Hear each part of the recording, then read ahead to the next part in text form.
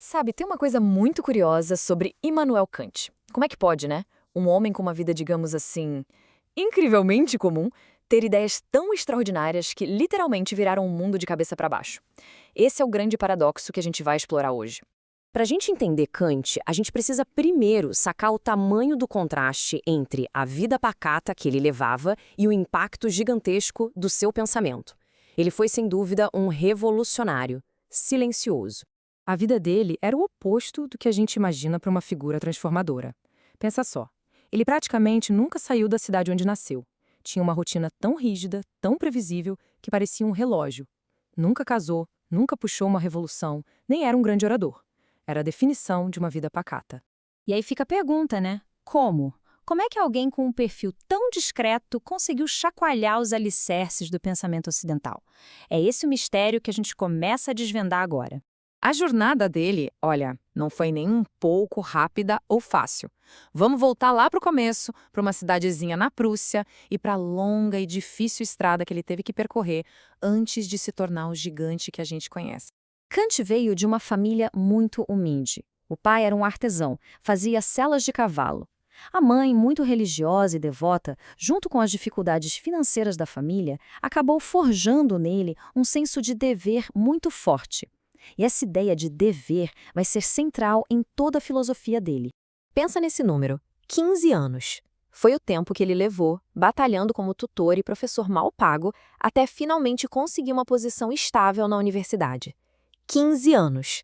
É uma prova e tanto de perseverança, né? No início da carreira, Kant era o que a gente chama de racionalista. Ele confiava plenamente no poder da razão humana para desvendar qualquer mistério do universo. Ele estava bem confortável nesse jeito de pensar, sabe? E aí, tudo mudou. Ele começou a ler um filósofo escocês chamado David Hume, e a leitura provocou uma crise intelectual daquelas. Porque Hume ousava questionar as próprias bases da razão, colocando em dúvida conceitos que todo mundo aceitava como causa e efeito. Nas palavras do próprio Kant, Hume o despertou do seu sono dogmático. É como se ele estivesse num sonho, aceitando tudo, e de repente, pá, acordou. Foi um choque tão grande que fez ele repensar tudo o que acreditava. Esse foi o ponto de virada na vida dele. E depois de acordar desse sono, Kant deu início à sua maior contribuição. Uma verdadeira revolução na forma como a gente entende o ato de conhecer. A virada de chave parece simples, mas é de uma profundidade absurda. Antes dele, a filosofia achava que a nossa mente era tipo um espelho, só refletindo o mundo lá fora. Kant inverteu a lógica. Ele disse que a nossa mente não só reflete, ela ativamente estrutura a realidade que a gente percebe. E aí vem o pulo do gato. Conceitos como espaço, tempo, causa e efeito, para Kant não são coisas que a gente descobre lá fora, no universo. São as ferramentas, as lentes que a nossa mente usa para dar sentido a tudo. Sem elas, o mundo seria só um caos de sensações. E essa revolução não parou por aí, não. Kant aplicou essa mesma busca por regras universais à ética, criando um jeito novo e muito poderoso de pensar sobre como a gente deve agir. Essa talvez seja a ideia mais famosa dele, o imperativo categórico.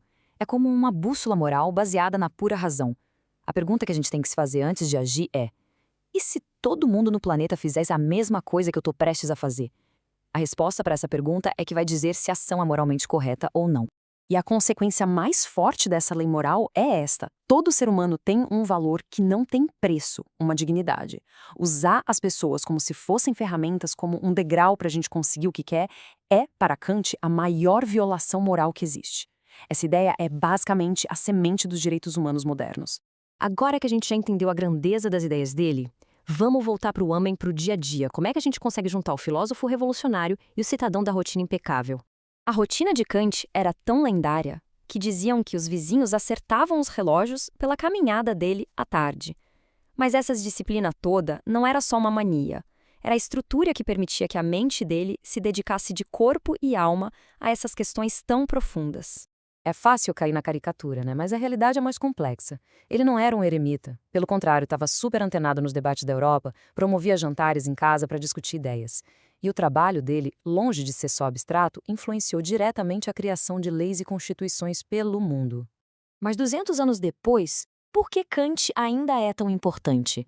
Porque as perguntas que ele levantou, hoje em dia, talvez sejam até mais urgentes do que na época dele.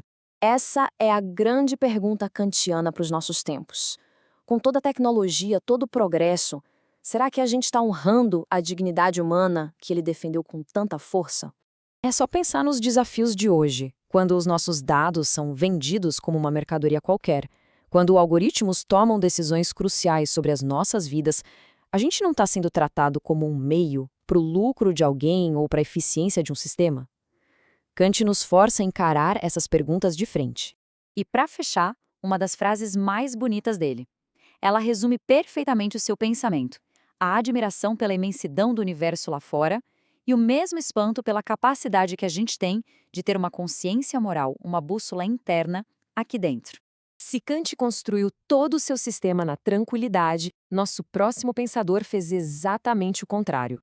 Voltaire viveu uma vida turbulenta, usando a ironia como uma arma afiada contra o poder. Fique por aqui para conhecer essa história na nossa próxima análise.